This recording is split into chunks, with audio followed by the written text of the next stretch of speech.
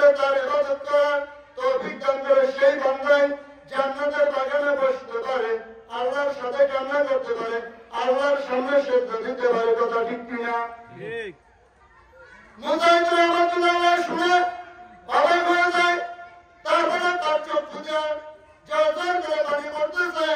মুজাহিদ রহমাতুল্লাহ বলতেছে বাকিকে, হে ভাই, আমি না বুঝে তোমার দ্বারা আমি খেদমত নিয়েছি, উপকৃত হয়েছি, আমি আজকে থেকে তোমার কাছে ক্ষমা চাইতেছি।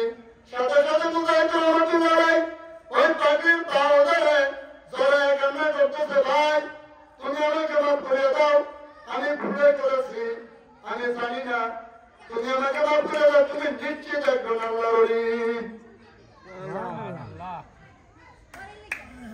মুজাহিদ রহমাতুল্লাহ বাকিকে বলে, ভাই তুমি তো একজন আল্লাহর ওলি, এত কোনো সন্দেহ নাই, আমি মনে করছি তুমি একজন পাগল, তোমাকে দেখতে ভালো লাগে না, ভালো দেখায় না, তোমার চুল এলোমেলো, তোমার চেহারা এলোমেলো। মুজাহিদ রহমাতুল্লাহ ওই পাখিবাদীকে টার্গেট করে বলতেছে, হে গোলাম, তোমার কাছে আজকে আমি ক্ষমা চাইতেছি, তুমি আমাকে ক্ষমা করে দাও।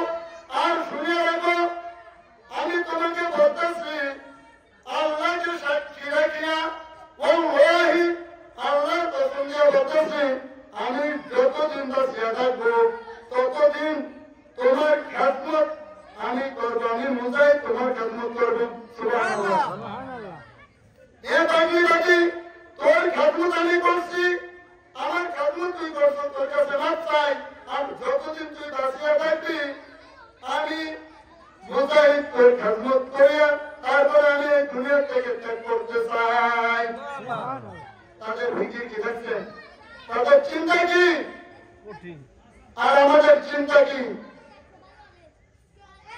আর আমরা এখন সমাজে একজন দুর্বল লোক মনে করলেই তারা আগে দুর্বল মনে করিয়া তারে ঘোড়ায় করি না, অতএব তার চলাফেরা দেখি হয়তো রূপ মেজাজ অথবা আপনার আমার নজরে ভালো না, তবে তার আমলটা আল্লাহর কাছে কবুলিয়া।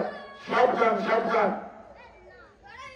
আল্লাহর সাথে খাদ্দারি চলবেন। আল্লাহ বলেন, যে আমার ওলিদের সাথে বেদবি করে খাদ্দারি করে ওর সাথে আমার জিহাদের ঘোষণা, যুদ্ধের ঘোষণা। কে বলেন? আল্লাহ নিজে বলেন। এই জন্য আপনি দেখতেছেন আপনার নজরে খারাপ, অতএব সে আল্লাহর কাছে কবুল হতে পারে, হয়তো সে গভীর রাত্রে তওবা করিয়া কান্না করে।